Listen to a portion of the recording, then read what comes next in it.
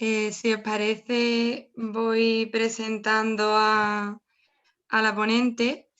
Está con nosotros Elena Carrascoso López, que es fiscal adscrita al fiscal de la Sala de la Unidad de Siniestralidad Laboral de la Fiscalía General del Estado. Ella ingresó en la carrera de fiscal en el año 1994. Prestó servicios en la Fiscalía Provincial de Santa Cruz de Tenerife, la Fiscalía de Mérida en Badajoz, la Fiscalía Provincial de Segovia y en la de Madrid desde el año 2002. En el año 2008 se incorporó a la sección de la especialidad de siniestralidad laboral de la Fiscalía Provincial de Madrid.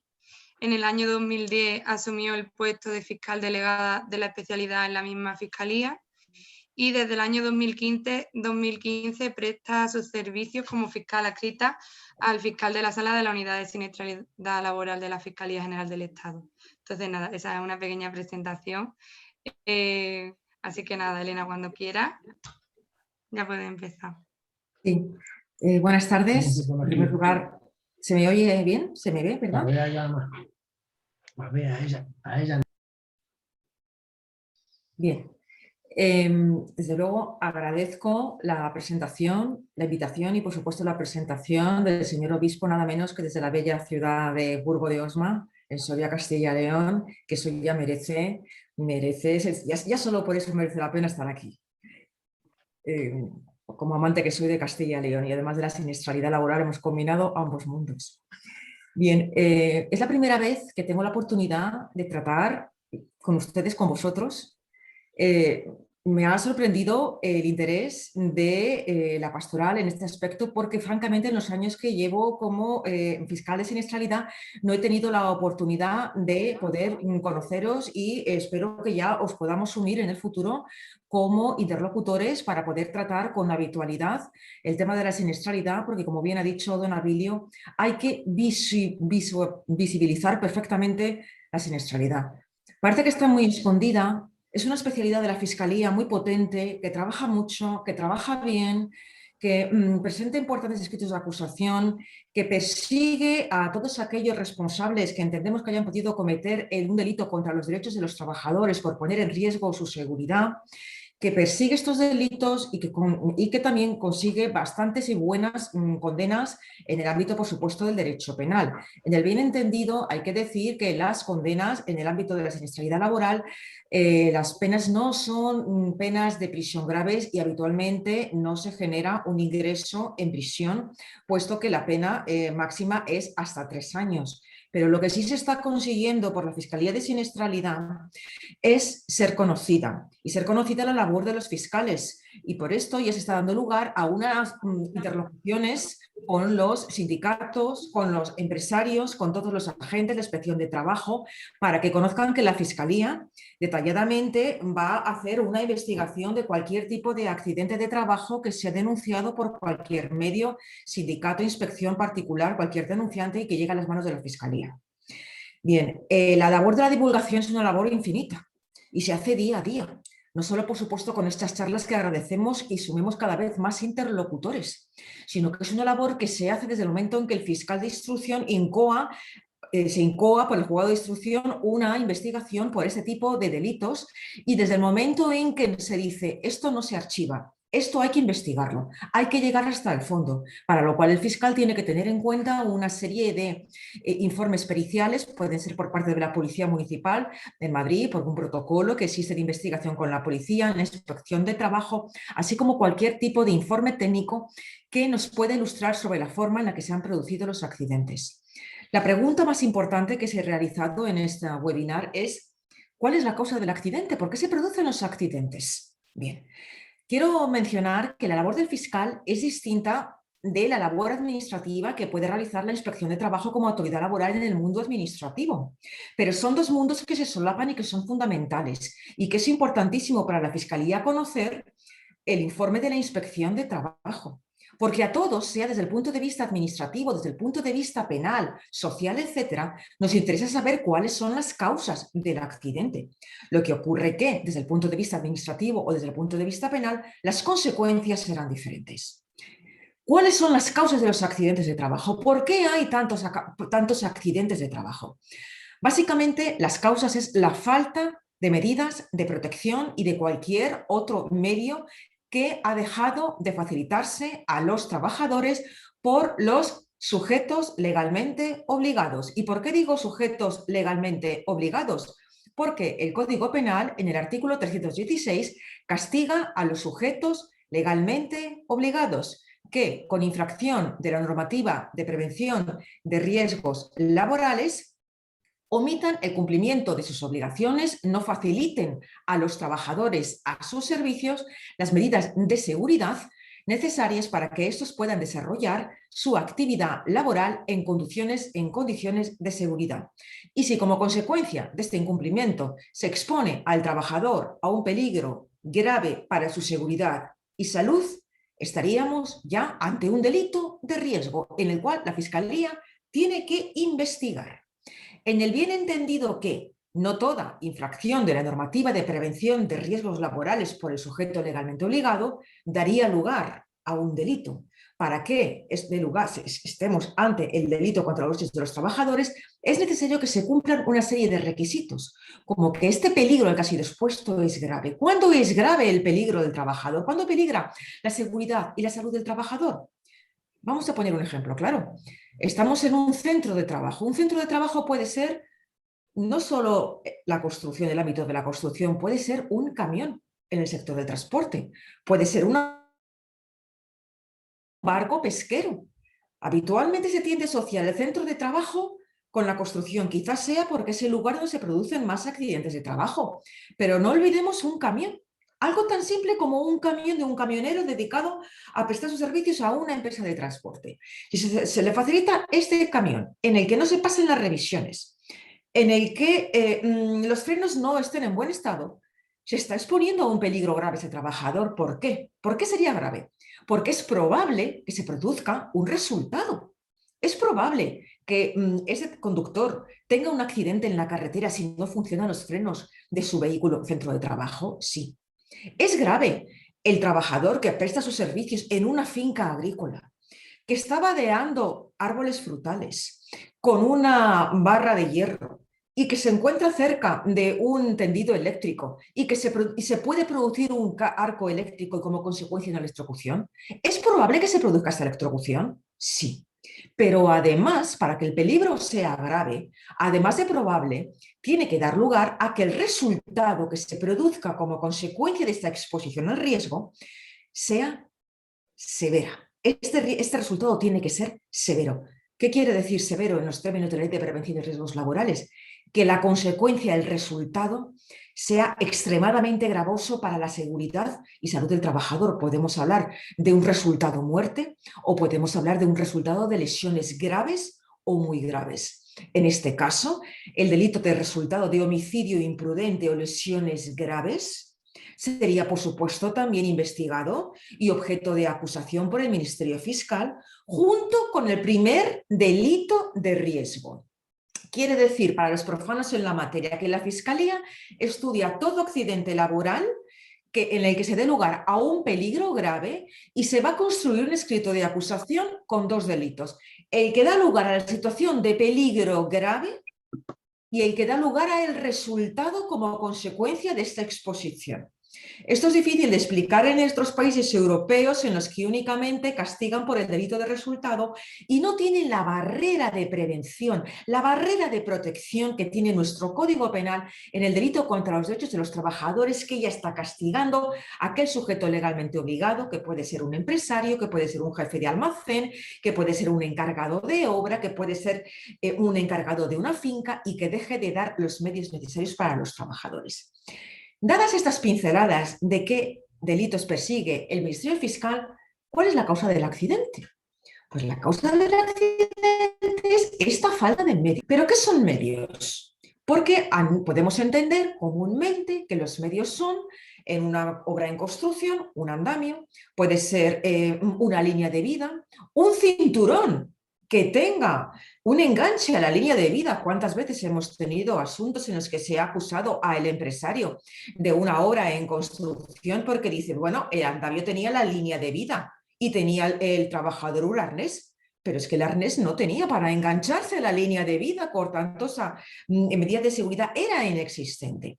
Pero vamos más allá, vamos a pensar qué medios necesita un trabajador para evitar que en el ejercicio de su profesión diaria no tenga que tener una exposición a este riesgo. Y tenemos que descender aquí al detalle.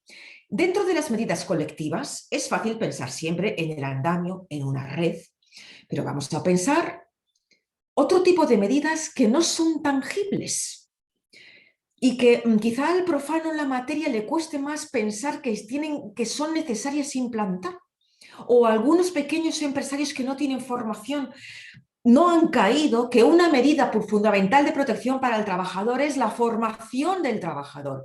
No solo la información, que también, la formación específica del trabajador en la prevención de riesgos laborales.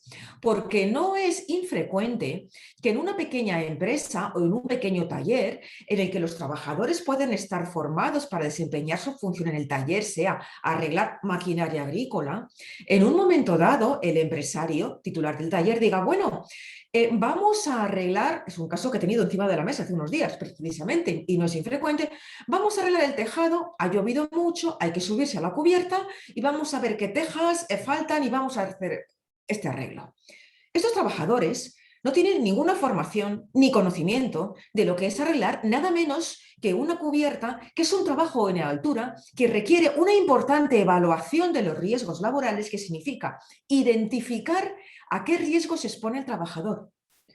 Y una vez identificado el riesgo, supone que el empresario tiene que facilitarle la medida de seguridad que evite que ese riesgo se produzca. Pues en cuántas ocasiones estos trabajadores que tienen formación en el taller han tenido que subir a la cubierta o han tenido que derribar un muro de la nave en la que están trabajando haciendo unas órdenes y ha ocurrido que se ha producido un grave accidente. Y viene la inspección de trabajo y cuando hace su informe dice qué infracción de la normativa de prevención se ha producido. No solo es que no tenga el medio de seguridad colectiva, sino que también faltaba la formación del trabajador. Por tanto, dentro de las causas del accidente, la falta de formación del trabajador es muy importante. En muchas ocasiones se dice por la defensa de los acusados o de los investigados, bueno, es que ese trabajador llevaba desempeñando esta función tantos años que nunca le hemos tenido que formar en la empresa porque esto ya lo tenía que saber él. La formación no se presume.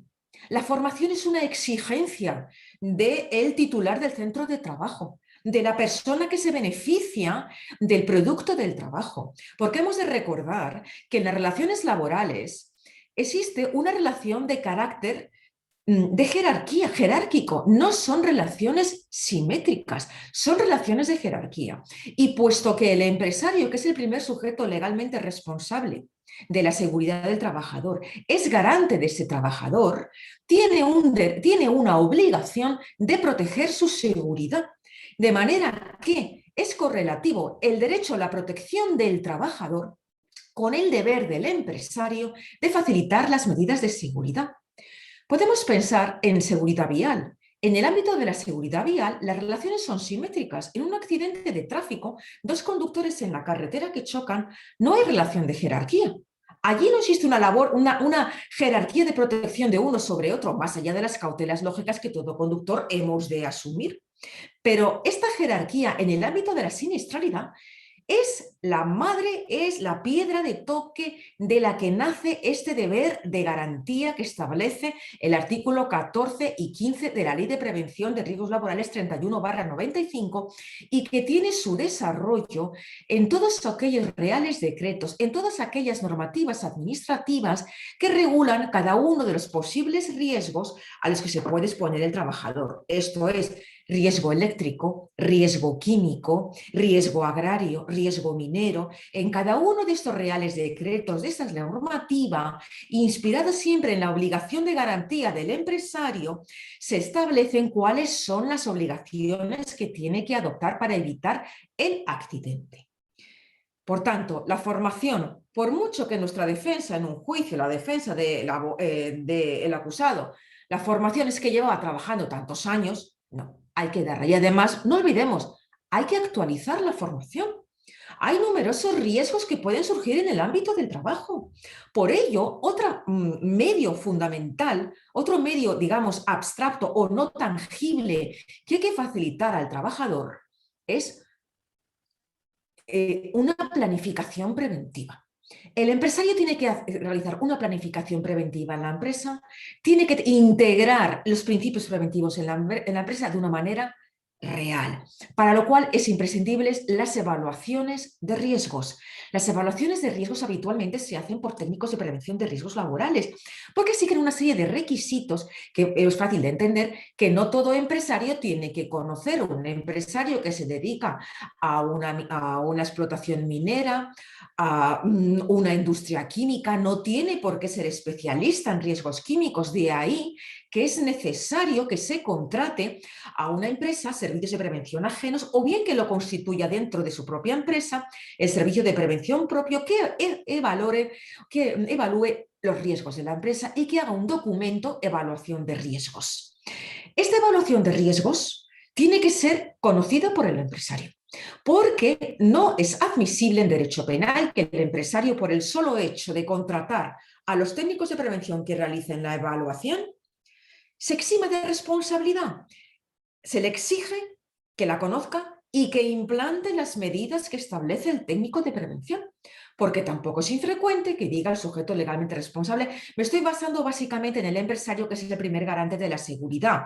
Sería ya demasiado detallado o largo, en otra ocasión encantada lo explicaré, la cadena de posibles más sujetos legalmente responsables que puede haber dentro de cualquier centro de trabajo.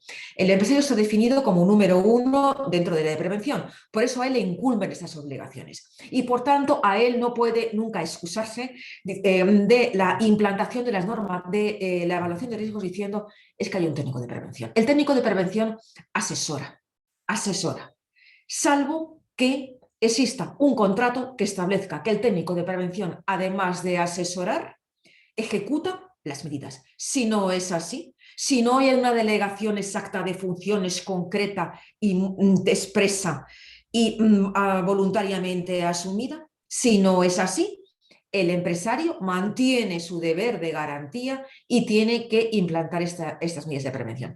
Esta implantación de estas medidas es otro de los medios, digamos, no materiales que tiene que contar el trabajador para ir con seguridad a su trabajo. Esto es que si voy a una mina a hacer mi trabajo, tiene que haber esta evaluación de riesgos. Por tanto, las medidas colectivas, las medidas individuales, la formación, la evaluación son los medios. Cuando la Fiscalía realiza la memoria anual de cuáles son las causas de los accidentes, precisamente la vamos a presentar mañana ante la Fiscalía General del Estado, por tanto tenemos muy frescos y recientes los datos, las causas de los accidentes. La mayor parte de las causas de los accidentes se producen por caídas en altura. Y se producen por caídas en altura por la falta de andamios, por la falta de arneses, por la falta de redes o por la falta de formación del trabajador que no conoce cómo tiene que desarrollar una actividad de enfoscado de una fachada a 10-15 metros en altura, o también porque en los huecos en los que se están realizando en una obra un ascensor no están debidamente señalizados, no están debidamente tapados, existe una concurrencia de empresas, falta coordinación empresarial. La coordinación empresarial también es una infracción muy importante apreciada por la Inspección de Trabajo y que se integra como otro de los medios no tangibles que el empresario tiene que facilitar al trabajador. Cuando digo facilitar, no es solo entregar físicamente, sino integrar dentro de la política preventiva de la empresa para que cuando el trabajador entre por la puerta en su centro de trabajo, que puede ser desde un Corte Inglés, un Mercadona, una mina o una fábrica o cualquier panadería u horno de panadería, esa integración preventiva suponga que está la evaluación hecha, la formación dada, y los riesgos ya estén considerados. Por tanto, estas causas del accidente, la primera, decía, caída en altura. El sector de la construcción es el sector en el que más accidentes de trabajo se producen. ¿En qué más sectores se producen? En el sector servicios. Y también en el sector servicios se producen caídas en altura. Imaginémonos unos trabajadores que van a colocar un toldo a gran altura y que no cuentan con la maquinaria específica, con la cesta elevadora, sino como en tantas ocasiones se suben con escaleras de mano que no están bien estabilizadas, que no tienen zapatas antideslizantes, a veces tienen que subir incluso a mayor riesgo con el peso del toldo y de todos los instrumentos en la espalda, con lo cual las posibilidades de caída se multiplican hasta que efectivamente se produce este accidente.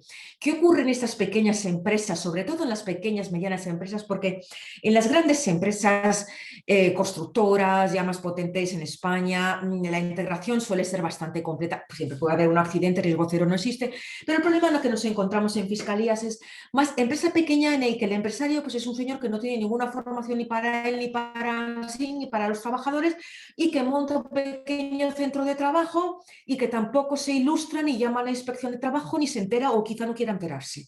Bien, pues en esas ocasiones, y de hecho a veces está este mismo empresario trabajando con los trabajadores. De ninguna manera es una excusa que el empresario, pequeña empresa, no tenga formación él mismo para decir, yo es que no doy formación a mi trabajador porque no sabía que tenía que darla. De ninguna manera, usted es el garante de la seguridad. Y por tanto, si hablamos de una empresa de servicios, de pequeña, digamos, entidad, tiene usted la misma obligación de garantía que si estamos hablando de una empresa, de una gran cantera de Consentino que tienen por toda España sus centros de trabajo desde Pontevedra hasta Murcia. Mismas obligaciones. El sector servicios es un sector en el que efectivamente en las causas del accidente que se producen son atrapamientos y aplastamientos. Es terrible a veces leer el acta de la inspección de trabajo porque viendo las condiciones de ciertos centros de trabajo, lo que sorprende es que no se hayan producido a veces más accidentes. Un almacén. ¿En cuántos almacenes existen pequeñas máquinas dumper en los que los trabajadores van cargando pues vigas o van cargando simplemente cajas y ocurre que en el centro de trabajo por donde van circulando no está señalizada la zona por donde tiene que circular? Por allí pasa todo tipo, un almacén, pasa todo tipo de trabajadores, a veces no ven bien lo que llevan, no ven incluso bien porque están cargados con tantas cajas que les falta la visibilidad. Lo mismo a el conductor de un pequeño dumper, que tampoco en ocasiones tiene formación para el dumper. ¿Y qué ocurre? Que vista que no hay señalización, visto que el conductor de dumper no tiene visibilidad porque va a veces conduciendo sin ver por las cajas, o marcha atrás y no se apercibe de que hay un trabajador que se ha agachado justo detrás, que tenemos accidentes también así, y lo atropella. En este caso, ¿qué hacemos? Vamos a imaginar un supuesto real.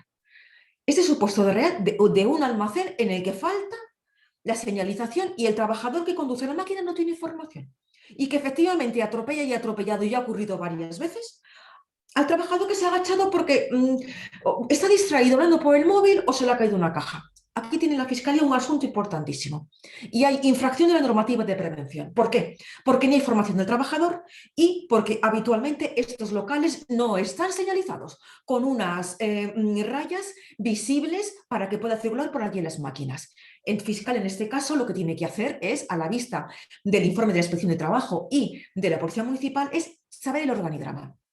¿Quién es el responsable del centro de trabajo? Y saberlo desde el minuto primero, porque lo que la Fiscalía quiere evitar lo que ha ocurrido antes de que existiera la especialidad, que nadie sabe quién es el responsable, van pasándose de una declaración a otro, pasan los años, el responsable nunca aparece, llegamos al juicio, porque está acusado, teníamos que haber acusado a otra persona, pero está prescrito porque el juzgado de instrucción ocurrió que nadie sabía que podía haber otro jefe de almacén que no fue mencionado. Por tanto, la Fiscalía Especialista, puesto que tenemos una red de fiscales especialistas en cada una de las fiscalías provinciales, desde el principio lo que tiene que hacer es identificar el organigrama concreto de la empresa y cuáles son las funciones de cada uno de los responsables de la empresa o empresas, porque cuando hay concurrencia de empresas se complica, pero para eso está el fiscal, para delimitar. Y una vez que sepamos quién es el responsable, saber qué funciones concretas tienen, saber qué incumplimiento ha incurrido y estudiar la relación de causalidad, si como consecuencia de la dejación de sus funciones, dejación inexcusable, se ha producido este accidente o no. Vamos a volver al almacén. En este caso podemos tener un administrador de la empresa. Podemos tener un jefe de almacén. Y podemos tener también un servicio de prevención de riesgos laborales, que es el caso que he mencionado antes, que el servicio de prevención tiene que hacer la evaluación de riesgos y decir al empresario del almacén: usted tiene que tener en cuenta estos riesgos, el riesgo de atropello. Y para evitar el riesgo de atropello, tiene que pintar y señalizar el suelo, la zona por donde circule el dumper. Y además tiene que formar al conductor. El técnico de prevención ha hecho bien su trabajo porque ha asesorado al empresario. ¿Qué ha hecho el empresario? ¿Qué ha hecho el jefe de almacén? Ahora vamos a hablar de la aplicación del jefe de almacén.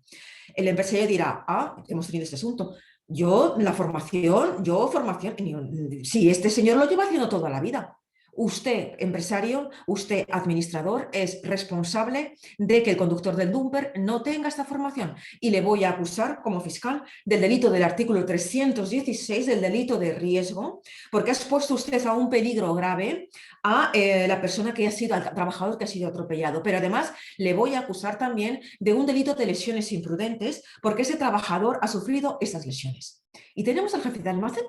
Y aquí tenemos que analizar muy detalladamente qué responsabilidades tiene, porque no es infrecuente que el administrador diga: bueno, como hay un jefe de almacén y yo no estoy en el almacén todos los días, él sabrá en qué circunstancias se encuentra el almacén. No. El jefe de almacén tendrá su responsabilidad, pero ya la jurisprudencia del Tribunal Supremo ha establecido claramente desde hace décadas, y lo sigue manteniendo a fecha de hoy, que todos aquellos todos aquellos responsables de un centro de trabajo que ostenten una posición de dominio o de mando, sea prioritaria o sea subalterna, y que tenga conocimientos en materia de seguridad laboral porque tenga obligación de conocerlos. Todos aquellos responsables que por dejación de sus funciones hayan expuesto un peligro a estos trabajadores, sabiendo que podían haber evitado esta situación, son responsables penalmente. Se trata de delimitar la responsabilidad de cada uno, y la jurisprudencia ha abierto la autoría a los sujetos legalmente responsables a la vista del artículo 318 del Código Penal, que también castiga a los encargados de servicio. ¿Quién es un encargado de servicio? Pues un jefe de un taller, un jefe de almacén. Un encargado de servicio también es un encargado de obra. ¿Por qué? Porque están a pie del centro de trabajo, tienen una cercanía total con el proceso productivo, conocen, ven en qué estado circula el dumper por el almacén, y tiene obligación de, si no puede adoptar las medidas de seguridad porque no está a su alcance adoptar estas medidas, comunicarlo rápidamente al administrador y decir a los trabajadores: por aquí no se puede circular. Pero es que los jefes de almacén normalmente tienen una delegación de funciones. Hay que ir siempre caso por caso porque la casuística es infinita en siniestralidad. El jefe de almacén, que tiene unos conocimientos técnicos, que tiene unos conocimientos también por su larga experiencia, y ve el descontrol, que todo el mundo está circulando por el mismo lugar, tiene una responsabilidad penal, y el fiscal le acusará de los mismos delitos que tiene el empresario. Bien. ¿Me siguen bien? Bien, es que perdón. Bien. Por tanto, lo que quiero decir, cuando este trabajador entra a su almacén, tiene que tener como medios la formación, tiene que tener las pintadas todas las rayas, tiene que haber una coordinación entre empresas, porque aquí viene la segunda parte. Viene la parte de que en este almacén pueden trabajar dos empresas. Puede trabajar una segunda empresa que aporta otros trabajadores para que vayan descargando mercancía de Mercamadrid. Los casos que estoy poniendo son casos reales que tenemos encima de la mesa. Por tanto, es un ir y venir de personas que van, vienen, y ahí, en este caso, también tendríamos que identificar a los responsables de la segunda empresa que aporta aquí esos trabajadores, para ver: usted, ¿a dónde ha mandado a estos trabajadores? ¿Se ha molestado en averiguar si había una evaluación de riesgos? ¿Se ha molestado en averiguar si la integración preventiva era realmente y eficaz? ¿O usted ha mandado a los trabajadores de cualquier manera a este centro de trabajo? Por eso, los atropellos son otra de las causas del accidente que se suelen producir en las empresas de servicios o en las industrias. Otras de las causas de los accidentes, hemos dicho atrapamientos, hemos dicho aplastamientos. Los atrapamientos son muy frecuentes en el ámbito industrial. Las maquinarias a veces entregadas a los trabajadores carecen de medidas de seguridad, carecen de resguardos de seguridad. Y si a eso le juntamos que el trabajador no tiene formación, el resultado es una lesión gravísima de amputación de las manos o de amputación de varios dedos de la mano. También en la memoria presentada por la Fiscalía General, por la Fiscalía de Siniestralidad a la Fiscalía General, se analizan también estos casos de atrapamiento y se estudian las sentencias de los juzgados de lo penal que han recaído en toda España durante el año 2020 y nos preocupamos de analizar cuáles son cada una de estas condenas, qué causas aparecen, causas de accidentes son contempladas en cada una de estas sentencias y realizamos nuestras estadísticas. Los atrapamientos se producen con mucha frecuencia y la desgracia es que faltan en ocasiones el resguardo de protección porque a veces o se ha quitado o quizá por comodidad algún trabajador también nos hemos encontrado que lo ha quitado. Y habitualmente no pasa nada, pero ocurre que en algunas ocasiones se engancha, algo tan simple como que se engancha la manga de la camisa del trabajador y se llevan los dedos porque no tiene resguardo de protección. Y tampoco tiene formación, porque en ocasiones las máquinas se paran. Las máquinas se paran. Y si no tiene formación el trabajador, no se da cuenta de que antes de meter los dedos en la máquina, hay que desenchufar la máquina. Pero es que también hay que saber cuando se forma el trabajador que después de desenchufada la máquina, hay una inercia de la máquina que sigue continuando y moviendo los rodillos, de manera que el parón de la máquina no es inmediato y por tanto tampoco podrá meter allí la mano. Esto es la formación. Esto es un medio que el empresario tiene que facilitar y esta es otra de las causas de los accidentes. ¿En qué sectores también encontramos accidentes laborales? El sector agrícola. El sector agrícola se producen también por la falta de formación, como digo, y también he comentado antes de pasada el riesgo eléctrico. El riesgo de electrocución es un riesgo que se produce, me da mucho miedo que se produce en las zonas en las que hay ese tendido eléctrico cerca del lugar donde están trabajando estos trabajadores, porque no se ha contratado a un técnico de prevención que realice una evaluación de riesgos y que diga, puesto que hay un tendido eléctrico en esta finca, es imprescindible cubrirlo con unas pantallas de seguridad para evitar que haya un arco eléctrico, porque por la proximidad de los instrumentos de hierro o metálicos que utiliza un trabajador, se producen estos accidentes, estas electrocuciones con resultado mortal. También hemos tenido, y eso es muy importante, y aunque bueno, creo que me da tiempo a mencionarlo, el ámbito de las enfermedades profesionales. Porque estamos hablando de los accidentes laborales. Y para recapitular, porque es mucha información, quiero decir, las causas de los accidentes laborales es la falta de medios en los sectores en los que se producen: construcción, servicio, industrial y agrícola, en alguno forestal también, sobre todo también, como analizamos todos los escritos de acusación de toda España, evidentemente los sectores productivos varían en función de la comunidad autónoma en la que el trabajador preste sus servicios: la pesca, la minería, el sector forestal. La falta de formación, que es gravísima, insisto, no me cansaré nunca de decirlo en la divulgación de la siniestralidad laboral, supone que a veces el trabajador está talando un árbol y no sabe en el lado en que lo tiene que talar, porque puede caerle encima y de hecho ocurre en Asturias en muchas ocasiones que también tenemos accidentes mortales en el sector forestal. Este año, como novedad, estamos añadiendo, enriqueciendo estas estadísticas de las sentencias del juzgado de lo penal y estamos diferenciando por razón de género. Y por primera vez estamos analizando los accidentes laborales en los que las víctimas son mujeres trabajadoras. Y comprobamos que es el sector servicio e industrial donde se produce la mayor parte de estos resultados, de estas lesiones, y los resultados se traducen en atrapamientos, en aplastamientos, en incapacidades de trabajo ya absolutas, de por vida. Por eso también el fiscal está pendiente de que se puedan producir a estas víctimas, se les puedan satisfacer económicamente, de acuerdo con un baremo que la ley establece, una serie de indemnizaciones en función de cada una de las lesiones que sufren los trabajadores. La Fiscalía también se preocupa de este resarcimiento y por eso cuando presentamos escritos de acusación y determinamos cuáles son las causas y determinamos muy detalladamente quién es el responsable y por qué, también se presenta una petición de responsabilidad civil en el que se detalle cada una de las partidas por las que se pide. Y hay un concepto muy importante que es el lucro cesante. El lucro cesante es la cantidad que se ha dejado de cobrar por el trabajador durante el tiempo en que ha estado de baja. Esa cantidad también la tiene que pedir el fiscal en el escrito de acusación.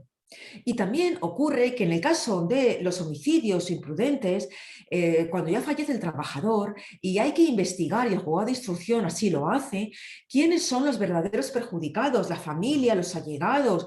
Hay que hacer un estudio de si tiene esposa, padres, convivientes, ¿no? Porque en función de si son convivientes, no convivientes, dependientes, la ley del año 2015, el baremo del año 2015 que regula esas partidas, ha incluido la categoría de allegados. También podemos incluir dentro de las categorías de personas perjudicadas un padrastro o una madrastra del trabajador que ha fallecido. Y por tanto, el lucro cesante en el caso de fallecimiento también habrá que individualizarlo para cada uno de estos perjudicados. Y como sé que me están escuchando asociaciones de víctimas, también quiero decir que la Fiscalía quiere ya poner en marcha e impulsar un protocolo para que se facilite a las víctimas la satisfacción civil, que haya un proceso de mediación para que se puedan anticipar estas cantidades, porque ocurre que es tanto el tiempo que transcurre desde que se produce el accidente hasta que se presenta el escrito de acusación, hasta que se va a juicio y hasta que la sentencia por la audiencia provincial es confirmada, que transcurren 6 años a veces. Tiempo durante el cual la víctima está sin cobrar, la familia está sin cobrar. Estoy hablando de las responsabilidades penales, no del ámbito de las responsabilidades de la seguridad social, que son diferentes y compatibles con la de la responsabilidad penal.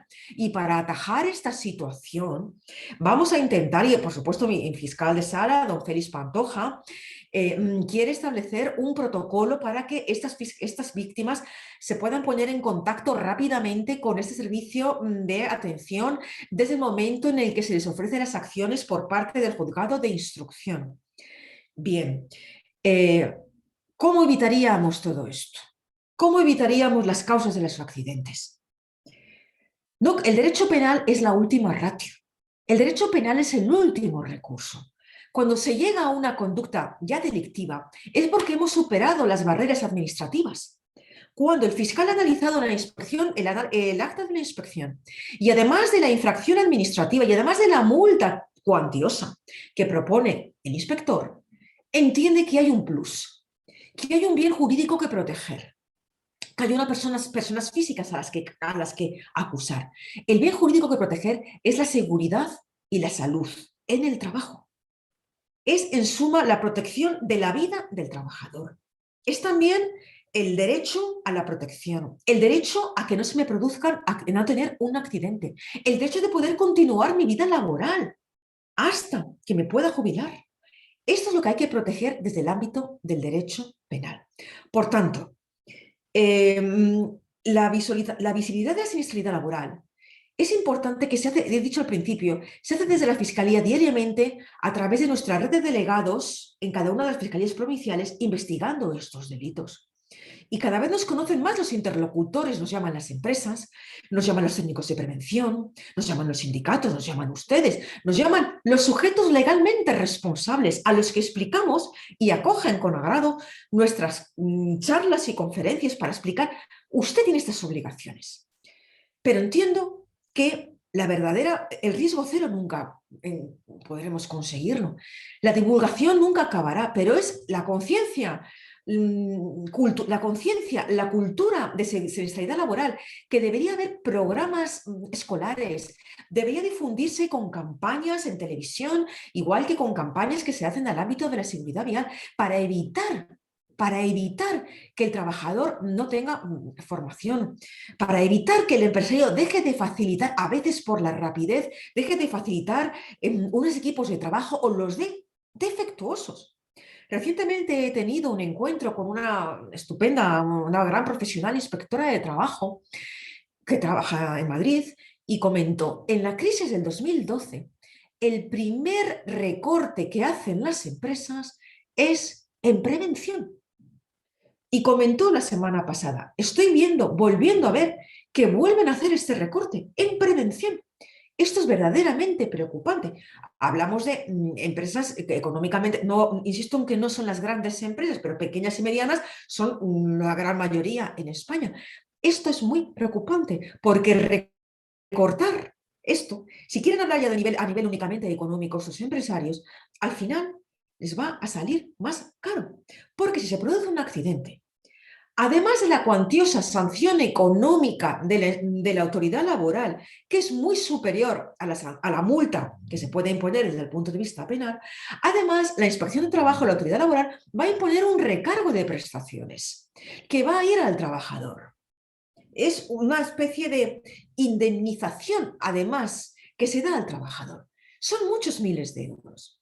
Pero además de todo esto, llega el derecho penal y llegamos nosotros, Fiscalía, y vamos a hacer un escrito de acusación. Y en la memoria que hemos presentado a la fiscal general, decimos que la inmensa mayoría el gran porcentaje, un altísimo porcentaje de escritos de acusación, acaban en sentencias condenatorias. Muchas de conformidad y otras sin conformidad por un acuerdo con el letrado o bien sin acuerdo con el letrado, celebrando el juicio y se llega a sentencias condenatorias. Bien, pues este empresario, pequeño o mediano empresario que recorta, si luego se produce un accidente, va a pasar por cada una de estas fases, con lo cual este recorte no le puede merecer la pena porque va a haber incrementado los costos exponencialmente, más allá de no mencionar con la sentencia condenatoria que tenga antecedentes penales. Y además de los antecedentes penales, se le puede condenar, porque el fiscal pedirá también una pena de inhabilitación especial para el ejercicio de la profesión durante el tiempo de condena, que puede ser profesión de administrador de empresas dedicadas a la industria o al sector hostelero, durante el tiempo de condena. Por tanto, este recorte, la idea de recortar en prevención es una grave equivocación y me gusta recordarlo en todos estos foros de accidentes de trabajo con culpa preventiva, prevención, con invirtiendo en prevención, con formación y no escatim. Y, muy importante, reevaluando los riesgos. Reevaluando los riesgos. ¿Qué quiere decir? Que no basta con tener que el técnico de prevención, que también ya es otro tema de hablar muy interesante, que tendremos oportunidad, espero, si les interesa, en otras jornadas de comentar, tiene la obligación de volver al centro de trabajo, acudir, ir allí y decir, bueno, aquí hay máquinas nuevas, hay que más riesgos, hay más actividad, hay que reevaluar. Bien, he querido mencionar también, ahora, antes de mencionar las enfermedades profesionales, hay un dato muy importante que quisiera compartir con ustedes y es las estadísticas que escucho con frecuencia del Ministerio de Trabajo o de ustedes en cuanto a los accidentes de trabajo no coinciden con las de la Fiscalía, que presentamos en la Fiscalía General. La razón es sencilla. La Fiscalía presenta una estadística de los accidentes mortales que hayan dado lugar a procedimientos penales. No podría ser de otra manera porque la Fiscalía persigue delitos, siempre teniendo en cuenta en el bien entendido de que defiende el principio de legalidad y que defiende siempre lo favorable y lo adverso al reo, porque también la Fiscalía presenta escritos de acusación y presenta escritos de sobreseimiento o archivo cuando consideramos que, a pesar de que hay un accidente, no hay ese peligro grave desde el punto de vista penal y consideramos que es suficiente la intervención y la sanción propuesta por la Inspección de Trabajo. Ese trabajo de discernir lo que es delito de lo que no es muy difícil, requiere muchos años de conocimiento, de técnica, de estudios y hay que saber deslindarlos. Bien, ¿cuál es la estadística? ¿Cuántos homicidios imprudentes se han incoado? ¿Cuántos procedimientos por delitos de homicidio, de accidentes laborales con resultado muerte ha habido en España en el año 2020? 199. Ha habido 199, hay 199 procedimientos, diligencias previas incoados en los juzgados de instrucción de España por accidentes mortales, 199. En el año 2019 ha habido 209 procedimientos incoados. En la memoria siempre me preocupo de explicar que esta cifra es diferente y tiene que ser diferente de la estadística actualizada que acabamos de recoger del Ministerio de Trabajo. El Ministerio de Trabajo ha recogido para el año 2020 547. ¿Y por qué ha recogido 547? Su forma de contar es distinta, el Ministerio de Trabajo, las estadísticas tienen otros parámetros, incluye también accidentes in itinere, que no son objeto de siniestralidad laboral dentro de nuestra especialidad, y también puede incluir otros accidentes mortales o bien otras muertes naturales que se produzcan en el lugar del centro de trabajo. Por tanto, la estadística es diferente, porque el fiscal computa esos 199 casos que son además objeto de seguimiento por nuestra unidad de siniestralidad laboral y con don Félix a la cabeza. De cada uno de estos procedimientos, cada fiscal mandará su escrito de acusación, que será revisado por nosotros para comprobar que se realiza adecuadamente con las instrucciones y las circulares de la Fiscalía. Y si considera que hay que archivar el procedimiento, mandará un escrito bien fundamentado que también analizaremos nosotros. Enfermedades profesionales. Hemos dicho que el bien jurídico protegido, además de la seguridad, es la salud en el trabajo. La enfermedad profesional es otra pandemia, siguiendo las palabras del señor obispo. Es otra pandemia y está mucho más escondida, porque lo grave de la enfermedad profesional es que hasta que la enfermedad se manifiesta, es latente. Es latente durante muchos años. Tenemos casos de enfermedades profesionales de silicosis. Tenemos casos de enfermedades de amianto. Aquí en Madrid tenemos un caso conocido del asunto del amianto del metro en Madrid. El problema de la investigación de estos accidentes es identificar al sujeto legalmente responsable. ¿Por qué? Porque son tantos los años en los que esta enfermedad tarda en salir, en, digamos, dar la cara, que tenemos que analizar durante los años anteriores en los que el trabajador ha prestado servicios en la mina, 10 años, 15 años fácilmente, ¿cuántos titulares de la empresa ha habido? Porque es muy habitual que se haya cambiado de administrador en tan largo periodo de tiempo. Y nos tenemos que plantear desde el punto de vista penal, ¿existe prescripción? Podemos entender que si el delito de siniestralidad prescribe a los 5 años y ese trabajador ha prestado sus servicios durante 10, el primer administrador que estuvo trabajando, que administró la empresa desde el primer año del trabajador y que no le facilitó formación y que no le facilitó un equipo de trabajo, unas máscaras, unas mascarillas filtrantes, una evaluación de riesgos, una rotación de puestos de trabajo, una vigilancia de la salud, porque también el empresario tiene obligación, de acuerdo con la ley de prevención, de hacer vigilancia de la salud de los trabajadores, sobre todo aquellos expuestos a esta inhalación de productos tóxicos. ¿Sería responsable también el primer titular de la empresa? ¿Sería responsable el tercero? ¿Durante cuántos años? Bien, el tema de la prescripción, el tema de la identificación de estos sujetos responsables ha sido objeto de estudio por la Fiscalía en el año 2019, en el que hubo unas jornadas específicas para la red de delegados, en el que analizamos estos aspectos y hemos concluido que toda la cadena de sujetos legalmente responsables, todos los empresarios que prestaron sus servicios durante los años en que hubo un peligro grave para el trabajador de contraer silicosis, lo son. De manera que estas personas, estos empresarios, serían responsables tanto del delito de riesgo como del delito de resultado. El problema que tenemos también en la enfermedad profesional es que nos es imprescindible que exista una relación de causalidad, que exista una identificación entre el riesgo y este resultado. Esto es fácil de determinar cuando existen varios numerosos trabajadores afectados, como en el sector minero. En Madrid también hemos tenido un asunto, unas diligencias previas, están ya acusadas, presentadas para juicio en la Universidad Complutense.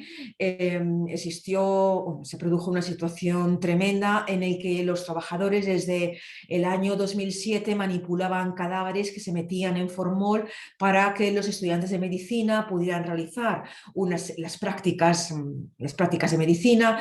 Las condiciones en las que trabajaban estos señores, los trabajadores, eran, hablando coloquialmente, si recuerdan la película de Sinué el egipcio, en palabras de la inspectora de trabajo, era algo parecido, era algo tremebundo.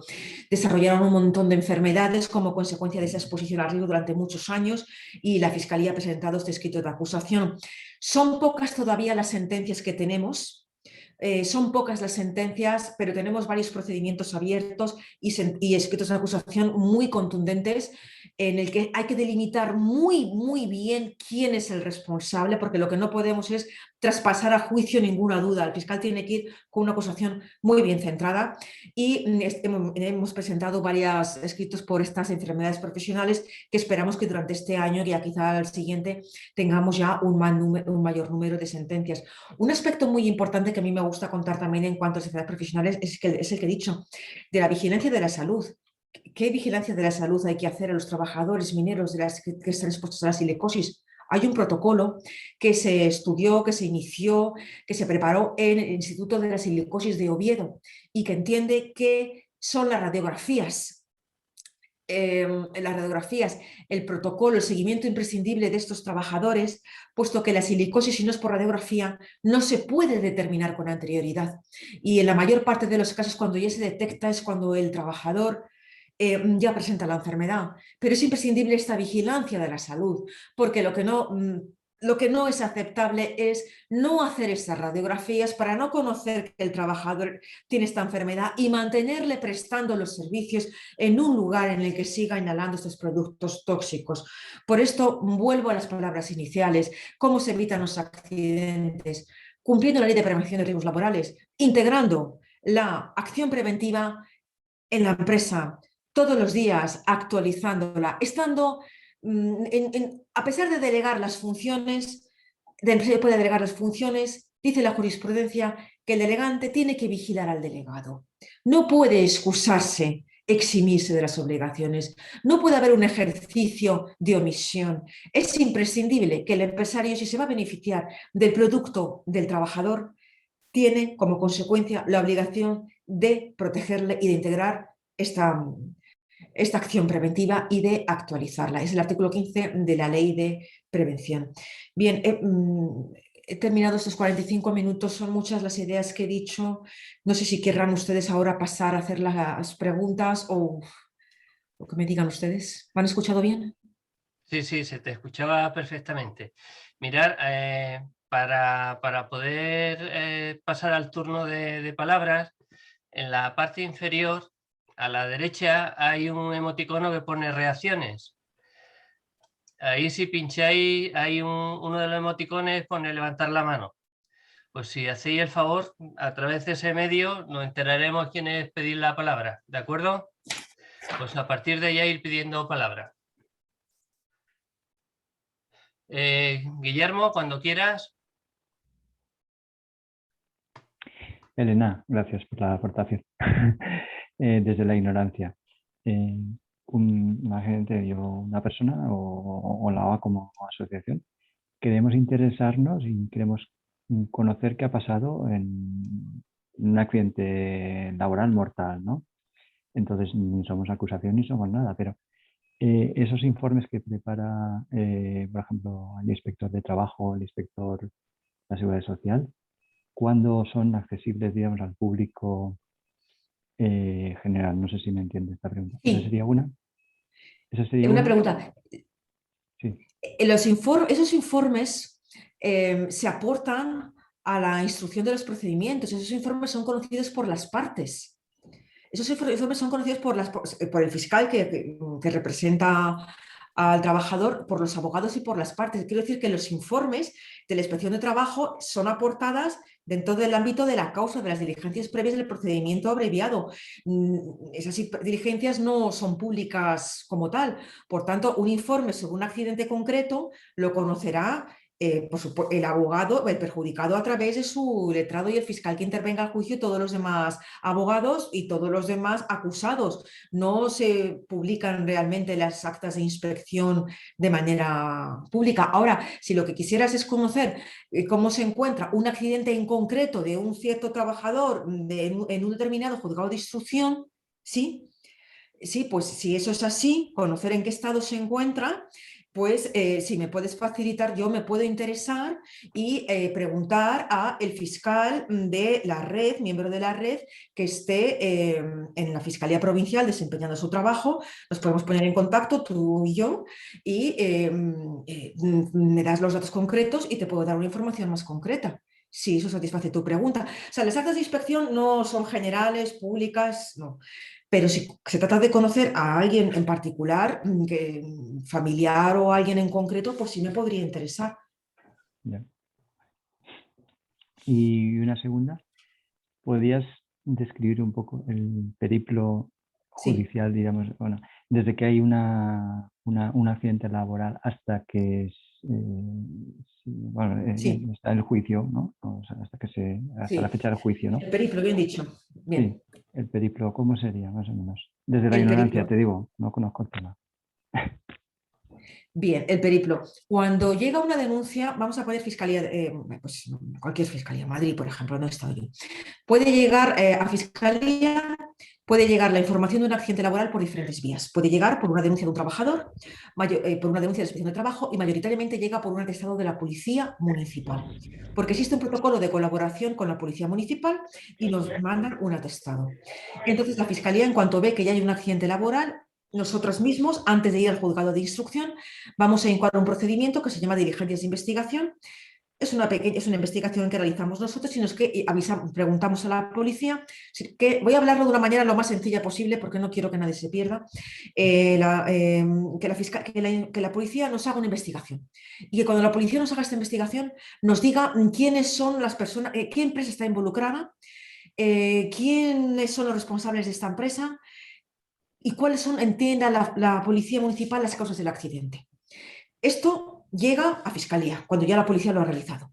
Y entonces el fiscal va a decir, esto tiene pinta de que ha sido verdaderamente un accidente de trabajo que aquí tenemos que investigar. Y lo voy a pasar al juzgado de instrucción para que el juzgado de instrucción abra un procedimiento, incoe el periplo oficialmente en el juzgado de instrucción y en ese procedimiento del juzgado de instrucción se van a investigar todo lo que ha ocurrido. ¿Cómo se investiga? Llamando a declarar como acusados a los posibles responsables de la empresa, pues es lo que hemos dicho, el empresario, el jefe de almacén, testigos, que venga a declarar un abogado, que venga a declarar, por supuesto, el trabajador, los demás trabajadores. El fiscal necesita una serie de prueba documental importante, necesita que se nos aporte una serie de documentos para que podamos analizar en qué circunstancias estaba la empresa, si estaba al día en cuanto a esta planificación preventiva. Tenemos que ver si la inspección de trabajo ha presentado un informe. Esto es una labor muy técnica. El fiscal tiene que estudiar una serie de documentos, tiene que estudiar una serie de declaraciones y si entiende que efectivamente tenemos prueba para poder acusar a un administrador de la empresa X Taller, presentamos un escrito de acusación. Cuando presentamos un escrito de acusación, se pasa a la defensa y la defensa tiene que contestar su escrito de defensa.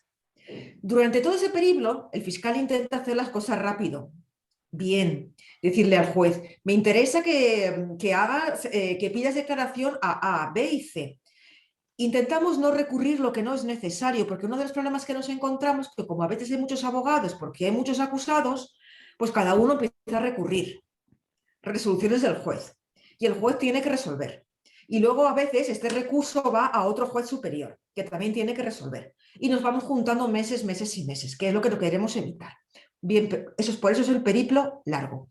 Pero cuando ya el fiscal ha terminado la investigación y dice, presento escrito de acusación y la defensa al suyo, todos estos escritos se remiten a otro juez, que se llama juez de lo penal.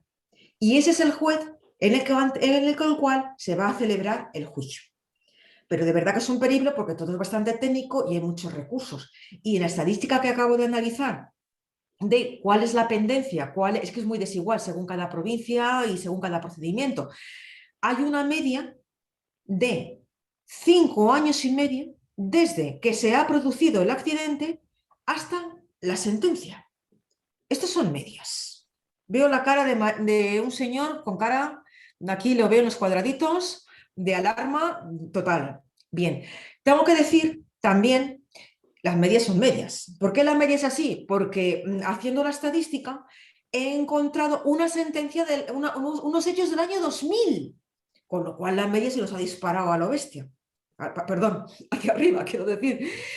También de la estadística que estoy haciendo hemos comprobado que hay muchísimos asuntos de accidentes que se han producido en un año, en 2, en 3 y ya tienen sentencia. Si encontramos los antiguos, la media es lo que tiene la estadística, que realmente no es. Por eso nosotros hacemos en la memoria, yo hago esa parte de la memoria y hago un cuadradito muy visual y en la que digo cada accidente, cada hecho, cuándo se ha producido cada hecho y cuándo ha recaído, cuándo ha caído la sentencia. Como digamos, como jugando a los barcos. Accidente 2000, que fue el más llamativo, sentencia año 2020. Pero luego vamos moviendo los cuadraditos y estamos moviendo. Pues un accidente del año 2018, ha habido 38 sentencias en el año 2020, con lo cual el periplo ha sido mucho más corto. Les puedo comentar, porque acabamos de presentar esta memoria a la Fiscalía General. Una vez que la memoria se presente en el año judicial, que será en septiembre, si a ustedes les interesa, yo les puedo facilitar estos datos de estos cuadritos que son muy visuales, por si les interesaría visualizarlos o verlos. Pero antes de eso tenemos que esperar a que sea aprobada por la Fiscal General del Estado, se abre el año judicial y eso sería a partir del mes de septiembre. Si les parece más representativo, porque la memoria es muy farragosa, hay muchos datos, muy leería, y esos datos que los hago yo porque me parece que es lo más visual. El periplo, el fiscal investiga, presenta escrito de acusación, a veces presenta escrito de sobreseimiento, y en el periplo ocurre que el fiscal a veces dice, bueno, pues yo no voy a acusar, yo voy a archivar, pero hay un abogado, que es el que representa a la víctima, que sí quiere continuar el procedimiento hasta el juicio, y se continúa hasta el juicio. Lo he explicado, dígame por favor si lo estoy explicando claramente. Sí, si piensan que soy muy técnica o explico algo muy técnico, por favor, me tienen que decir, porque quiero que me entiendan. Veo más manos, ¿me dicen ustedes con quién?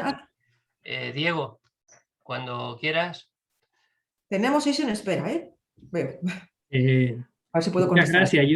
Muchas gracias, Elena, por tu exposición y un saludo a todas y a todos desde Sevilla. Maravilla. Yo te entiendo, yo he sido delegado de prevención de riesgo muchos años y sigo actuando en segundo plano, pero sigo y te entiendo y me ha gustado mucho tu exposición. Yo creo además que lo que has dicho es muy importante, dar visibilidad, porque además vivimos ahora mismo, dar visibilidad a muchas víctimas que a mi modo de ver son todas necesarias, pero las víctimas de los accidentes laborales no tienen la misma visibilidad que otras víctimas y la sociedad civil tenemos que actuar mucho. Desde la Iglesia, los sindicatos, yo pertenezco a comisiones obreras de hace muchos años y estamos en ello, pero estamos en eso. Entonces, el tema de la no impunidad, es verdad lo que tú dices, de que es una pena tener que llegar a lo penal porque lo administrativo no ha funcionado. Pero, desgraciadamente, si no llega a lo penal, lo administrativo no se mueve. Yo voy en ese sentido. Una de nuestras tareas que tenemos en la Pastoral Obrera es intentar cambiar las instituciones. Yo te voy a hablar y te voy a preguntar por 3 instituciones que intervienen administrativamente y que tú me contestes si desde el tema jurídico la responsabilidad civil o penal que pueden tener en su incompetencia o imprudencia o su falta de celo profesional, voy a llamar. Tres estamentos: las mutuas de prevención de riesgo, los técnicos de prevención de riesgo, las empresas que contratan los técnicos y la inspección de trabajo. Mi experiencia es que las mutuas dejan desamparados a los trabajadores en los accidentes laborales o intentan sacarlos muy rápido de la recuperación, porque cuando se ha producido el accidente, bueno, hay que amparar al trabajador sanitariamente y mi experiencia es que la mutua suelta al trabajador muy rápido, intentando derivarlo al Sistema Nacional de Salud o quitarle importancia al tema. Los técnicos de prevención los pagan las empresas. Esto es como el fútbol, que me van a entender mucha gente. Los árbitros los pagan la liga y los grandes clubes, ¿no? Entonces, pues, si el técnico, las empresas, mi experiencia yo trabajo en una gran empresa, es que los técnicos, las empresas que hacen las evaluaciones, pues claro, yo sé que se han pulido determinados informes y se han descafeinado un poquito, tengo constancia. Y después la inspección de trabajo hacen muchos informes, pero en la mayoría de los casos hay una convivencia con la empresa, incluso pacto, a ver cómo se arregla esto, a ver cómo se arregla, y en algunos casos terminan en sanciones que son más fáciles de pagar la sanción que de acometer la reforma. Yo tengo experiencia de que inspección y de tal, incurrí varias veces en esto, hay que arreglarlo, pues se presenta cualquier proyecto de reforma, por cualquier cosa, y acaba produciéndose accidente. Esos tres elementos, como desde tu ámbito se puede tocar o se puede animar su trabajo. Muchas gracias. Sí, en cuanto a la inspección de trabajo, desde luego nuestra experiencia es completamente distinta. Los inspectores de trabajo suelen ser bastante contundentes realizando las actas de inspección. De hecho, las multas que veo que imponen son bastante cuantiosas, que lo he comentado antes. Es un interlocutor con el que necesariamente contamos porque va a aportar un informe importantísimo que se tiene que aportar al procedimiento penal y imprescindible, y que tenemos que analizar para deslindar, como he comentado, la responsabilidad administrativa de la penal.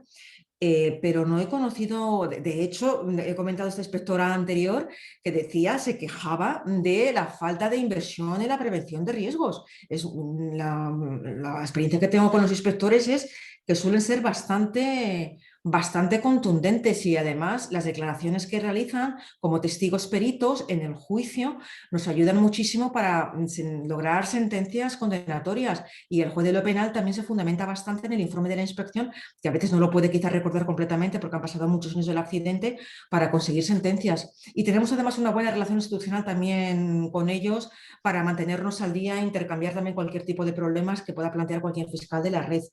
Técnicos de prevención. Los técnicos de prevención nos llaman muchísimo a Fiscalía para realizar webinars como el que estamos haciendo ahora mismo. Hace 2 semanas estuve con ellos y están muy concienciados también los técnicos de prevención para intentar evitar tener responsabilidad penal. Yo insisto en cuáles son sus obligaciones por la ley de prevención. Nos llaman con mucha frecuencia y aquí por lo menos me han llamado para la divulgación de la siniestralidad. Sí que es verdad que los técnicos de prevención pueden ser o contratados ajenos, o bien también puede ser un servicio de prevención propio de la empresa, pero el técnico de prevención tiene su responsabilidad penal si no asesora adecuadamente al empresario, ¿eh? O sea que el técnico de prevención, si no lo hace bien, también va a ser responsable. Y en cuanto a las mutuas, nosotros no tenemos relación con las mutuas realmente, pero sí vemos que en ocasiones la mutua califica como accidente leve un accidente que puede ser un accidente grave, y por tanto el accidente tarda quizá más a llegar al juzgado, o claro, si se califica un accidente como leve cuando es un atrapamiento en el que ha habido una amputación de 3 dedos, pues ahí tenemos ya un problema para empezar, y es una queja de la Fiscalía. Y claro, el accidente, si se categoriza como leve, pues para empezar el periplo, como ha dicho el compañero antes, tarda más. Esa es una mala experiencia que tenemos con ellos, pero fuera de ello no tratamos realmente con las mutuas. Bueno, Porque no nos llaman más que por otra cosa, no es por otra cosa, ¿eh? No hay ningún prejuicio, por supuesto. Falta poco para terminar, hay 6 en cola para preguntar, os pedimos brevedad, ¿vale? José Luis, cuando quieras. Hola, muchas gracias, Elena, desde Córdoba. Yo, además de pertenecer a la OAC, a la Hermandad Obrera de Acción Católica, soy también miembro de la Junta Directiva de una asociación de víctimas de accidentes y enfermedades laborales en Andalucía. Me ha gustado mucho tu exposición y te doy las gracias por tu saber, por tu tu sensibilidad también y por la conciencia, ¿no? Que a mí me ha agradado extremadamente descubrir porque esa sensibilidad es fundamental, ¿no? Desde nuestra experiencia en la asociación, nosotros tenemos como dos claves que son importantísimas en el tema de la siniestralidad y la salud en el trabajo. Una es la prevención y la otra es el asesoramiento a las víctimas, ¿no? A los afectados. En el tema de prevención tú has hablado de formación y de otras muchas cosas. Yo quisiera también aportar que desde nuestra experiencia el problema de los accidentes laborales, además de por la formación, también se producen por las malas condiciones en el empleo. No está del todo estudiado, pero porque no se puede, pero la economía sumergida, la precariedad, las subcontratas, las externalizaciones, ya hemos descubierto que hay una relación causa-efecto con la siniestralidad y con la falta de salud. Entonces ahí ese aspecto del tema de la prevención va también por el mercado del empleo, ¿no? Por regularizar y por mejorar el empleo. Y la otra es por la inspección también. Nuestra experiencia ya no es que la inspección de trabajo no haga buenos informes una vez ocurrido el accidente, ¿no? Sino el problema es la ratio. La ratio de inspectores de trabajo en España es la más baja de Europa, según los datos que nosotros manejamos. Entonces es muy difícil hacer prevención desde la inspección, ejercer el control, que es lo que se necesita. La otra pata, esa sería un poco la prevención. La otra pata es el asesoramiento. Y es que cuando una víctima, cuando un afectado le ocurre o a su familia le ocurre un accidente grave o muy grave o mortal, se encuentran con dos problemas serios. Solo tienen atención psicológica el día del hecho y no hay prácticamente una labor de asesoramiento jurídico, que ahora me encanta algunas de las cosas que has dicho porque creo que nos da recursos, ¿no? De la Fiscalía, etcétera. Las asociaciones de víctimas estamos intentando hacer una labor de suplencia en esto, pero esto debería de ser de las instituciones, ¿no? Son las instituciones públicas las que deberían de prestar esa ayuda psicológica importante, porque esta gente además se encuentra en un momento de vulnerabilidad tal que no son capaces, a muchos se les pasan los plazos, no saben qué plazos existen, y se le van pasando los plazos para hacer las reclamaciones pertinentes, ¿no? Entonces, me gustaría, tú has apuntado algunas cosas importantes, ¿no? Ahí, sobre lo que la Fiscalía quiere hacer y me parece interesante. ¿Qué se podría hacer en torno a esto del asesoramiento, ¿no? Tanto jurídico como psicológico? Pues José Luis, mañana mismo a mi propio fiscal de sala, Félix Pantoja, que le va a encantar esta intervención que acabas de hacer, porque él es una persona que está muy concienciada con el tema de la precariedad laboral y que efectivamente nos ha dicho y comentamos muchas mañanas en Fiscalía lo que acabas de recoger, que las malas condiciones de los centros de trabajo dan lugar también a estos accidentes de trabajo, por supuesto.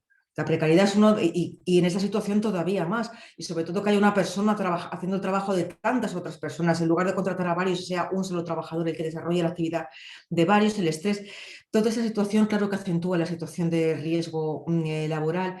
El tema de la inspección de la ratio, los propios inspectores se quejan de esto, porque también ahí tienen que investigar la economía sumergida, tienen muchos frentes que investigar y siempre lo hemos mencionado y dicen, es que no llegamos a más, porque a veces les decimos, es que nos gustaría que hubiera más inspecciones de centros de trabajo antes de que se produzca el accidente y realmente hay, pero nos gustaría que hubiera todavía más para evitar que la inspección tenga que ir cuando ya se ha producido el accidente, sino que gire visita cuando hay una situación de peligro. Por eso tenemos tan pocos escritos de acusación de situación de riesgo sin resultado, porque la mayor parte de los que nos llegan es con resultado. Y estoy de acuerdo de que ellos también se quejan de que debería haber una mayor ratio.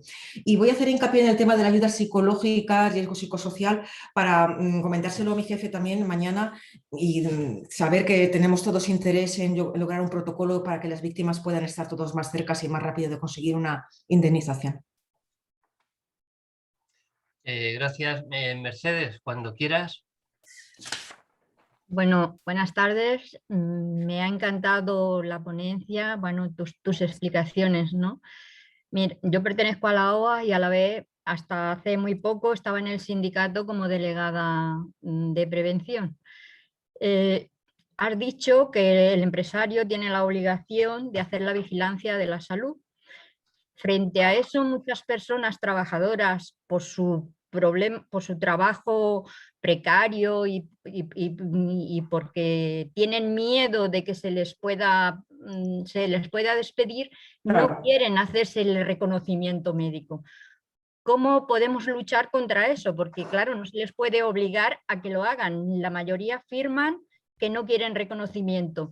Entonces, yo que he trabajado, vamos, con empresas subcontratadas de limpieza, resulta que una trabajadora tiene a lo mejor 4 empresas, porque como van haciendo subrogaciones, pues la universidad la lleva una empresa, después viene otra y lleva al ayuntamiento y van subrogando, y como no se subrogan todas a la vez, sino que tienen distintos centros de trabajo y van subrogando, entonces hay personas que tienen cuatro empresas.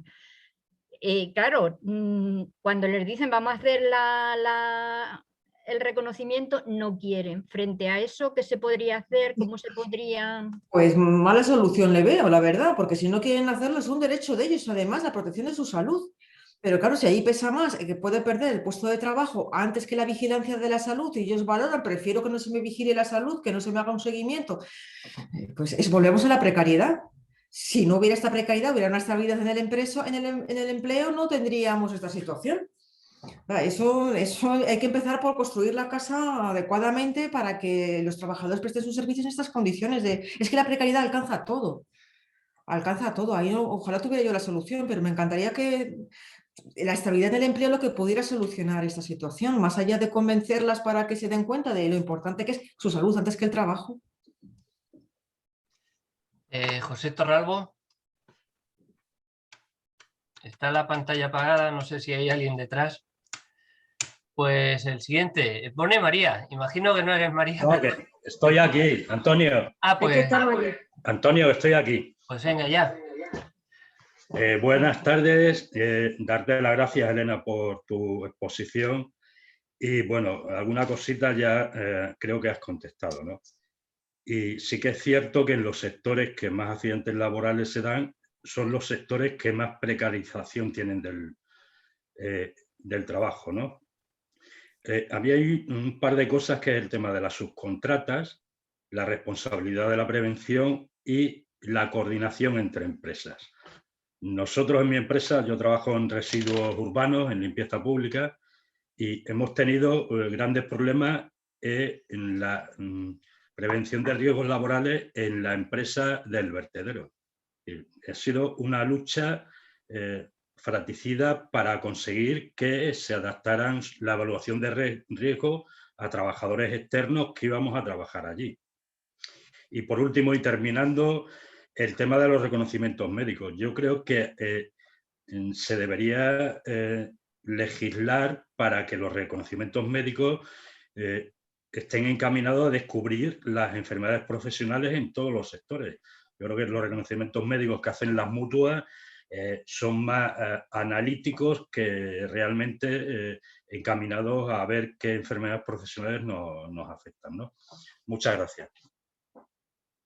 Y José, voy a continuar con lo que comentabas de los reconocimientos médicos. Precisamente el artículo 41 de la Ley de Prevención, lo comentaba antes, es fundamental el reconocimiento médico. Si lo es en las enfermedades físicas, más en las enfermedades profesionales. Enfermedades físicas quiero decir otro tipo de enfermedad que sea más fácil de detectar. Es que si no hay un reconocimiento médico en un trabajador que presta sus servicios en una mina, ese trabajador va a seguir prestando servicios en esa mina estando enfermo de silicosis hasta que está en grave riesgo su vida y termina muriendo, termina agonizando. No puede, por eso es fundamental, y es más que legislar, yo diría cumplir lo que ya está en la ley, porque ese artículo existe en la Ley de Prevención y es lo que ha fallado en algunos empresarios de la minería. Y es lo que hemos estado descubriendo últimamente cuando hemos presentado escritos de acusación y cuando hemos investigado y cuando hemos analizado el periplo, como comentaba el otro compañero, de estos hechos denunciados por trabajadores mineros.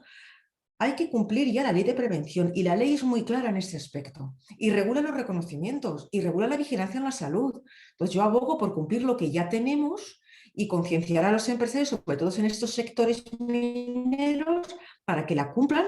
Y efectivamente lo de las mutuas, ¿cómo se hacen estos reconocimientos? Por eso hablaba de que en la silicosis existe un protocolo creado por el Instituto Nacional de la Silicosis, no podía ser más que en Oviedo, donde hay tantas minas en Asturias, donde se establece cuáles son las pautas de estos reconocimientos. No que la mutua haga, rellene un papel, haga cualquier tipo de intervención y dé por bueno un reconocimiento. Entiendo que ya está contemplado en la ley, hay que cumplir estos protocolos, porque en algunos ámbitos de enfermedades profesionales ya hay protocolos específicos de cómo realizar estos reconocimientos. Voy un poco rápido. En el rótulo pone María, no sé si sabes que te toca. Dale al micro, por favor. El micro lo tienes apagado. ¿Y ahora? Ahora. Vale, de acuerdo. Soy Manuel Prior, de la Asociación de Víctimas de Accidentes Laborales de Toledo. Con lo que ha dicho el manifiesto que leeremos mañana, su encabezamiento es: Abalto reclama visibilidad para la siniestralidad laboral. Estoy de acuerdo con la ponente, me ha gustado mucho su exposición, pero yo, desde mi punto de vista, desde la asociación, está muy bien hecho, pero está hecho en un despacho. Luego hay que bajarse a las fábricas, hay que bajarse al trabajo. Y en el trabajo, tanto José como Diego, José Luis y demás han dicho cosas que son realmente ciertas y que están sucediendo a diario en el mundo del trabajo en España. Las cifras este año pasado son terroríficas, con una actividad de más del 50% menos que en el 2019, han muerto más trabajadores que el año anterior. Eso por una parte. Y luego, en cuanto a la justicia, a mí me hace mucha gracia, por no decir, me da ganas de llorar, cuando, según el artículo 316 del Código, la mayor pena que se puede meter son 3 años. Normalmente las penas que conocemos hasta ahora son las mínimas para no ingresar en la cárcel. La justicia, hasta ahora, es lenta, mala para los trabajadores. Mala, malísima. Y demasiado lenta. No hay ningún empresario, y nos gustaría verlo, que se pasase largas temporadas en la cárcel. Sería ejemplarizante para lo que viene detrás. Yo estoy de acuerdo con la ponente. Un anterior ponente suyo, Juan Manuel de Oña, me dijo que no se podía porque los accidentes laborales no hay dolo, o sea, no hay intención de hacer daño. Y yo le contesté simplemente que cuando un empresario, y son demasiados en este país, que incumple la normativa laboral, porque la ley es de obligado cumplimiento, eso es intención de hacer daño. Que no es directo, es más directo de lo que parece. Y eso a nosotros no nos gusta. Nosotros queremos un mundo del trabajo en el que los trabajadores vuelvan a su casa, sanos y salvos. Lo que no puede ser es el sistema de trabajo que tenemos o la calidad de trabajo que tenemos. La precariedad mata. El incumplimiento de la ley de prevención de riesgos laborales también mata. Y luego, los dos responsables y culpables, porque hay dos responsables y culpables, lo dice la ley de prevención de riesgo laboral. El empresario que no cumple, no forma, el artículo 14 y el 15 lo deja clarísimo, y luego las comunidades autónomas, porque la mayoría tienen las competencias, la vigilancia y control del cumplimiento de la ley muchas veces prácticamente no existe. Inspectores los hay de todas clases y medios pues muy poquitos. Yo con el tipo fiscal de Toledo sé que está pidiendo ya muchos años, estaba pidiendo muchos años, ahora hay otro, más medios, porque si en un año puede incoar 12 actuaciones, si fuesen 2 o 3, pues multiplicarían por 3. Y arreglar con dinero la muerte de las personas en el trabajo me parece algo de baja estofa. Pero bueno, las cosas están así y una vida no tiene precio. Desde luego que es lenta, lentísima. Lenta, lentísima, lo digo porque acabamos de hacer las estadísticas y soy la primera que he dicho que nos hemos encontrado con una sentencia que ha tardado 20 años y todavía no sé por qué no ha prescrito, porque no ha prescrito. Bien, pero también he querido recordar que los plazos se van. Es que claro, las medias tampoco reflejan la realidad porque son muchísimas más las sentencias que se están dictando de hechos que han ocurrido, que se han investigado hace 2 o 3 años como máximo, que las que son más antiguas. Y en las memorias que hacemos una evolución, una comparativa evolutiva, vamos cómo se van acortando los plazos. Claro, lo que frustra es que de repente te encuentres con una sentencia del año 90 y algo, año 2000, afortunadamente era una, nunca para excusa. Pero eso los fiscales lo que estamos intentando es impulsar los procedimientos y practicar diligencias rápidamente, pedirle al juez enseguida identificar quiénes pueden ser los responsables para evitar perder el tiempo, para evitar que se dilate. Los fiscales de la red dicen que una de las razones por las que se alargan tanto estos procedimientos, una de las razones son tanto el número de partes que son tantos el número de abogados, todos ellos con su derecho legítimo a recurrir, que claro, cada uno de ellos sistemáticamente recurre cada una de las resoluciones del juez de instrucción, más luego tiene que ir en apelación cada una de las resoluciones del juez que dicta la resolución del recurso de reforma, quiero decir que tienen que intervenir dos jueces, pues es que acabamos en años y en años. Luego también tenemos otro problema, que muchas de las empresas que estamos persiguiendo desaparecen. Ya no hay más. Entonces ya no sabemos dónde buscar. Tenemos otro problema. Hay a veces otros trabajadores que son extranjeros y no les encontramos. O desaparecen, o se vuelven a su país, o no quieren venir a declarar, con lo cual estamos intentando sortear todos los obstáculos, porque si algún objetivo tiene esta fiscalía, para eso lo ha creado, es para perseguir la siniestralidad laboral y acortar los plazos. Y de hecho, en la parte de la memoria que yo redacto, explico la parte buena de la parte del tiempo que estamos cada vez ganando. Y por eso existe un fiscal en cada una de las provincias para conseguir este objetivo y hacer ese seguimiento. La prisión, 3 años, efectivamente. No va a ir a prisión un empresario ni ningún otro condenado a prisión de 3 años en el Código Penal por cualquier otro delito que sea hasta 3 años, salvo que tenga antecedentes penales. Por tanto, esto no ya es un tema del artículo 316 o de la pena del 316, sino que es una cuestión de que el legislador ha establecido de que no se cumplen penas más allá de este delito. Tendría que el legislador cambiar por completamente el Código Penal para incluir, para decir que a partir de estos años de prisión o incluso menos, mandarlos a prisión, pero entonces meteríamos tanto el 316 como otros delitos. Es una cuestión de política legislativa que si me dicen que hay que acusar por 5 años, el fiscal hará lo que el legislador haya establecido. Ahí no tendríamos otros problemas, porque en muchas ocasiones pedimos la pena máxima nosotros. Y van a prisión cuando tienen antecedentes penales. Y tienen antecedentes penales cuando los tienes habitualmente por violencia doméstica y seguridad vial. Tienen antecedentes y van a prisión. Entonces y cuando además la pena es un homicidio imprudente, la pena es hasta 4 años con el homicidio imprudente. Entonces intentamos pedir las penas más altas, pues para que haya, si tiene antecedentes penales, poder por lo menos ir a prisión. La multa más alta la va a poner la Inspección de Trabajo.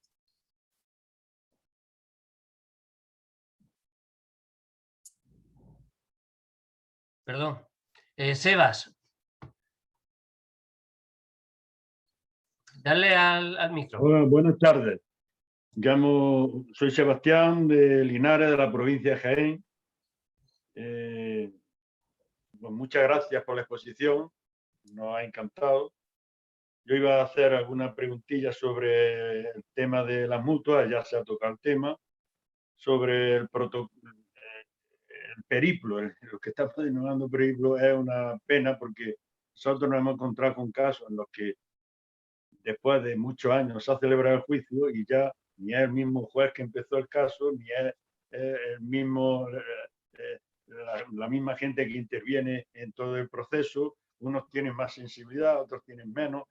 La familia en contacto con ellos echa polvo, porque a los 7 u 8 años que muere el marido, imaginémonos todo el recorrido que hay ahí de sufrimiento, ¿no? Y yo creo que lo fundamental sería pues una ley integral, desde mi punto de vista, ¿no? Una ley integral, como que hay otras leyes integrales en otros aspectos de la vida, ¿no? En otras problemáticas. Luego el tema de la siniestralidad en la agricultura, ¿no? Nos encontramos con casos de que hay, de poco en Loca hubo un accidente, un inmigrante que dejó al empresario en la puerta de un hospital, ¿no? Yo me he encontrado con casos... Conozco el asunto, sí.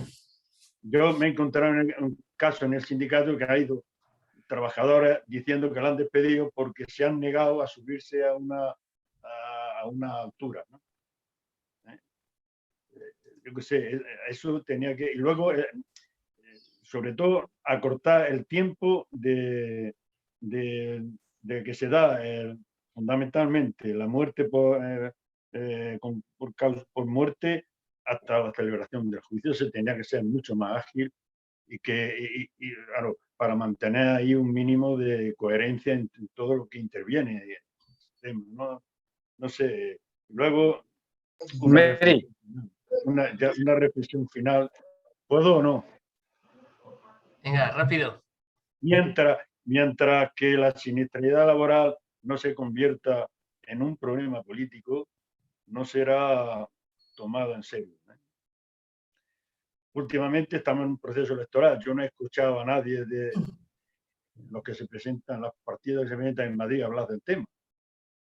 Pero es que a nivel general, cuando ha habido elecciones generales, tampoco. O sea, es la gran desconocida. Yo la denomino la pariente pobre de las relaciones laborales y una de las parientes pobres de la democracia.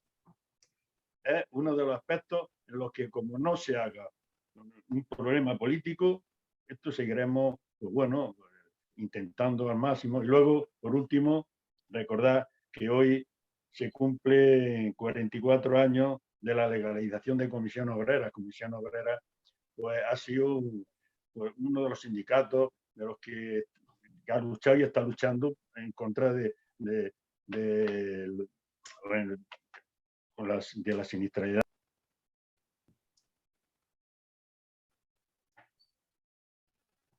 No sé, Elena, si tienes que decirle algo, ha sido más opinión que pregunta, pero... Estamos todos de acuerdo que queremos una ley de siniestralidad, una ley integral. Desde luego la Fiscalía hace todo lo que puede en todos los ámbitos, con todos los interlocutores, persiguiendo los procedimientos, yendo a los juzgados de instrucción, pero claro, necesitaríamos ayuda también, que hubiera más inspectores de trabajo, que hubiera más fiscales, que hubiera... Pero aún así, la verdad, los logros que hemos conseguido porque han sido importantes, porque hemos conseguido impulsar, sacar a la luz muchos procedimientos, actualizarlos y conseguir muchas condenas. Y hemos dejado para el final al señor obispo. Bueno. Don Abilio, cuando quiera. Sí, muy breve. Solamente es para agradecer a la señora fiscal la claridad con la que ha expuesto esta realidad de la siniestralidad laboral, y sé que es una realidad muy dolorosa. Ha habido aquí testimonios que muestran que es una realidad dolorosa, pero que veo también que la Fiscalía, con todas las dificultades, tiene ganas de mejorar, ¿no? Es decir, que creo que también, aunque nos gustaría que todo fuera lo más perfecto posible, veo que la Fiscalía también tiene esa sensibilidad, y es muy a agradecer porque, como han dicho sobre todo los de las víctimas, las asociaciones de víctimas, una muerte es muy dolorosa, ¿no? Y que la Fiscalía vea también cómo intenta mejorar, acortar plazos, etcétera, yo creo que es muy de agradecer. Sin más, no era pregunta, solamente una intervención. Pues nada, ya no hay más palabras, no hemos pasado del tiempo. María Elena, agradecerte tu intervención. Ya he visto que ha despertado muchas intervenciones, ¿no? Y que nos ha parecido a todos muy interesante. Pues nada, deciros a todos que el apellido de tu jefe no me acuerdo, Elena, Félix Pantoja. Félix Pantoja. Nos ha invitado a tener una reunión y a conversar. Por supuesto. Que nada, se lo hemos agradecido con mucho gusto y que próximamente nos reuniremos con ellos. Así que nos veremos. Yo, me das la oportunidad, también quisiera dar las gracias a todos, porque todo lo que sea divulgar, todas las preguntas, todo lo que es conocernos, todo lo que sea sumar interlocutores, sumar sensibilidades, es llevar esto hacia adelante para intentar que la prevención sea realmente parte de nuestra cultura general, sin necesidad de tener que tener una gran especialización, que llegue a todas las personas. Y me ha encantado ver que han intervenido de diferentes ciudades, de diferentes partes de España. Todas me encantan, como buena española, desde el norte, el sur, Castilla y León, fui fiscal en Segovia, en Badajoz, familia andaluza. Bueno, me ha encantado y desde luego que deseamos, y ya Félix lo ha comentado, vernos, y voy a decirle enseguida que tenemos que... Él ha venido en octubre, que hay que retomar este protocolo para intentar impulsarlo para la ayuda a las víctimas, que es en definitiva lo que más nos preocupa. Muchas gracias. Pues... nada, don Abilio, no sé si quiere decir la última palabra o nos despedimos. Antonio, como director del departamento, la palabra para ti, la última para... adelante. Nada, ya lo hemos dicho, ¿no? Agradeceros vuestra participación. Como ha dicho antes don Abilio, queremos de aquí al 2023 hacer algunas acciones más y ya os emplazaremos a que participéis. Muchas gracias a todos. Hasta la próxima. Adiós. Adiós. Adiós a todos y a todas. Adiós. Enhorabuena. Adiós, familia. Adiós, muchas gracias. Hasta luego. Adiós. Un abrazo. Un abrazo a todas y a todos. Besinos desde Extremadura.